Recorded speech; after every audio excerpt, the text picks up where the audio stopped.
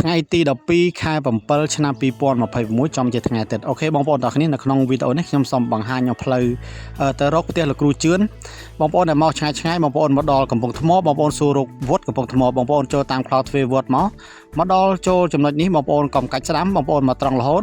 ព្រោះផ្លូវកាច់ស្ដាំមាន2ផ្លូវទី1បងប្អូនកុំកាច់ហើយមកដល់ផ្លូវទី2បងប្អូនមើលផ្លាកនៅក្នុងដូចក្នុងវីដេអូនេះអញ្ចឹងបងប្អូនចូលតាមផ្លូវទី2តាមផ្លូវបេតុងនៅរហូតបងប្អូនជិះរហូតបងប្អូនប្រហែលជាស្គាល់ហើយលោកគ្រូជឿនតែគាត់ព្យាបាលជំងឺគ្រប់ប្រភេទមិនថាទឹកនោមផ្អែមមិនថាលើសចិត្តស្គរមិនថាមហារិចមិនថាដុំគិសមិនថាស្គមរិញរៃមិនថាជាប់សរសៃយ៉ាងណាទេគឺលោកគ្រូគាត់ព្យាបាលទាំងអស់ហើយលោកគ្រូមានឱសថប្រកែមែនទែនបងប្អូនមួយចំនួនបងប្អូនស្គាល់ហើយមកដល់ចំណុចនេះបងប្អូនមកដល់ក្នុងទំនប់បងប្អូនមកតាមនឹងមកបងប្អូនកុំកាច់ស្ដាំហើយក៏កុំកាច់ឆ្វេងបងប្អូនមកត្រង់រហូតបងប្អូនមកត្រង់រហូតគឺដល់ផ្ទះលោកគ្រូជឿនហើយ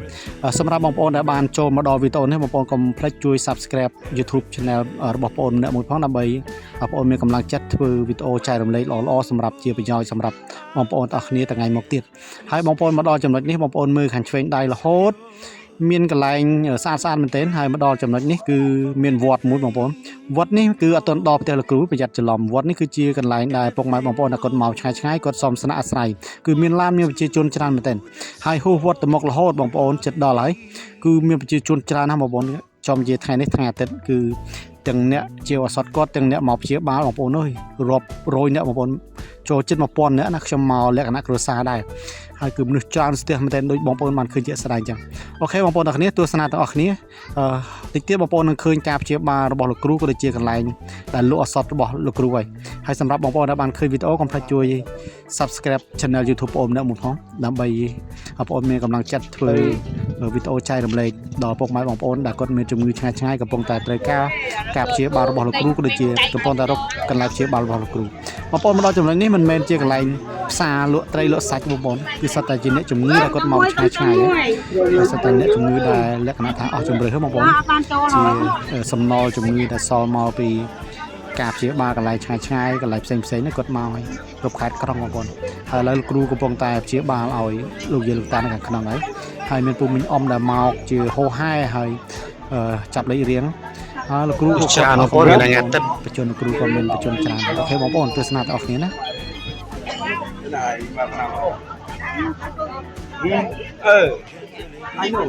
ខណៈយាយលោកតាគាត់ចាំដោះឱសថដូចជាចាំចាប់ដៃរៀងចូលមើល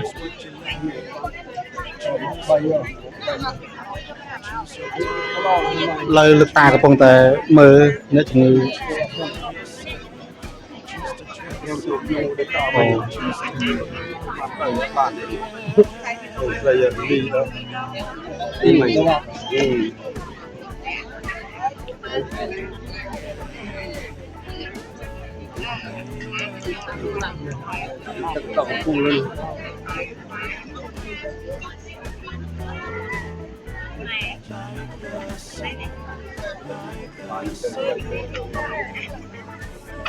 អូ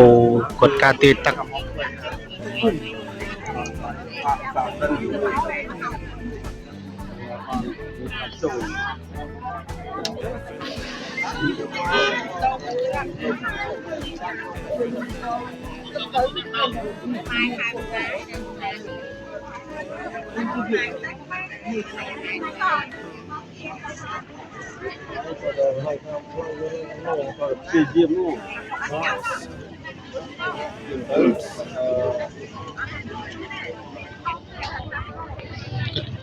ការទីទឹកស្គមមែនទេណាធំតពោះមកដល់ក្លឹបអនឡាញ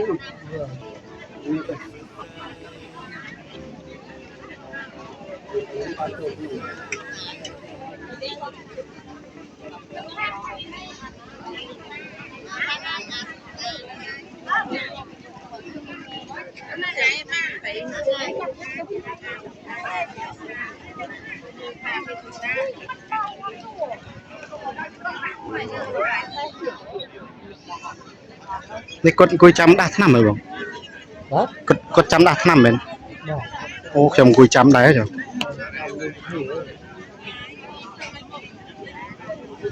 Hãy subscribe cho kênh Ghiền Mì Gõ để không bỏ lỡ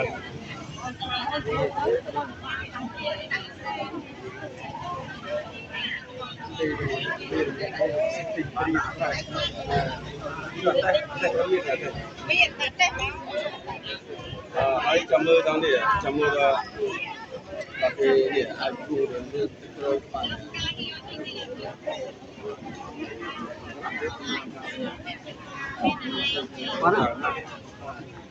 អូគាត់អបនៅកាត់មហារាជសដន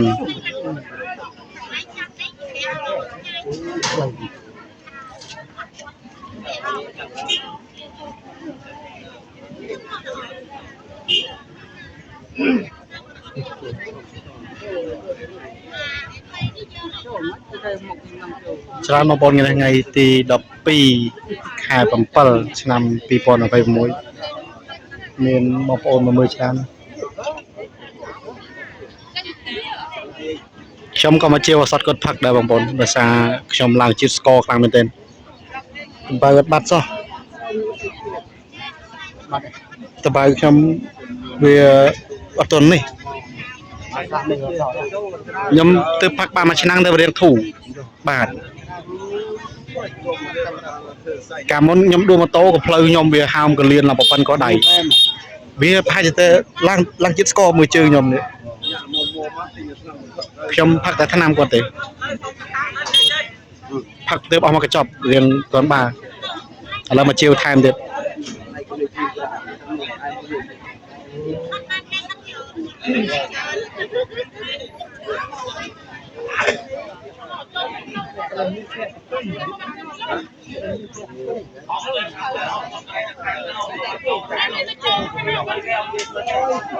ចាបងប្អូនមកពីឆ្ងាយសតតែបងប្អូនយើងមកឆ្ងាយគឺគាត់កំពុងតែរងចាំចូលបន្តគ្នាគ្រប់ខេត្តក្រុងបងប្អូនគ្រប់ខេត្តគ្រប់ក្រុងសតតែអ្នកជំងឺមកពីឆ្ងាយអស់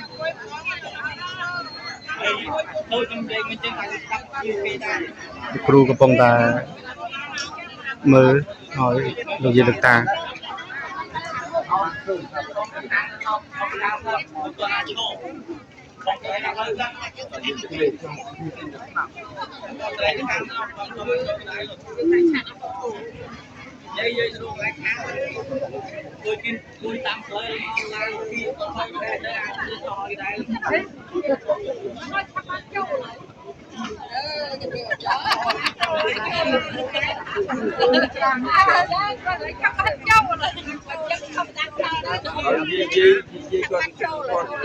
không chung lập được cái con trong chạy nhỉ giảm ngô được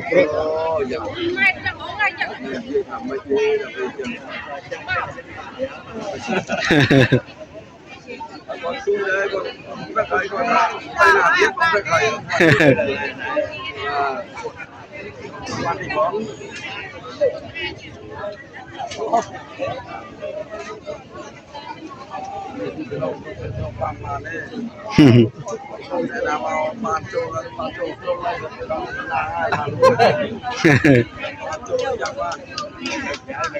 nó khéo tôi mới dầm nang này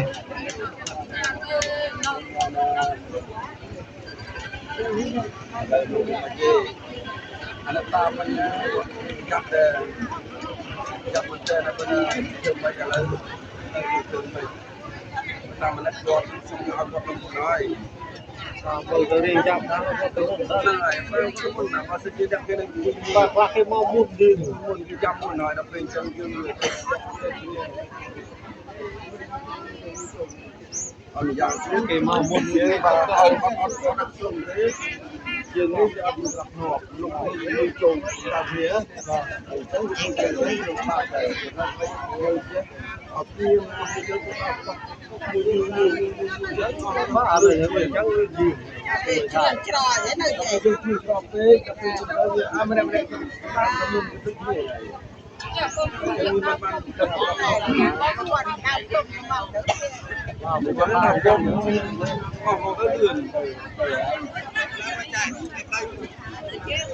con nào con rất trú trọng ra mà đây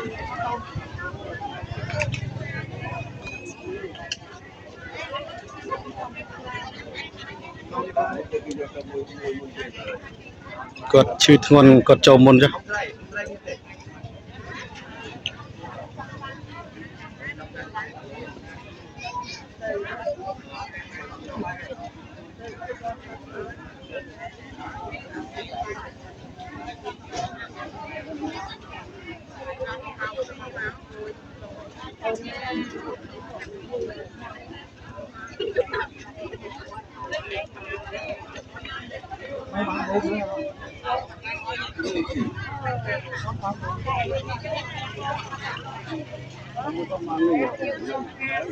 Nấu cái ai hơi gì vậy? Ồ, giờ mọi người vậy.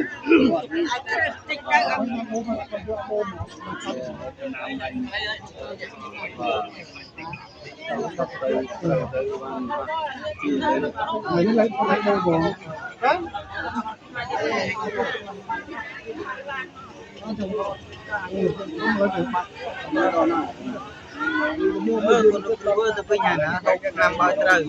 Chị ơi bạn năm phật ơi giờ mà rồi năm cru đây ba chị sập sập bài đó đi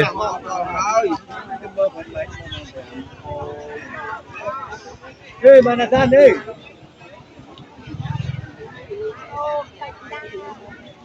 bạn ở trên Nam ơi bảy trăm bạn cảm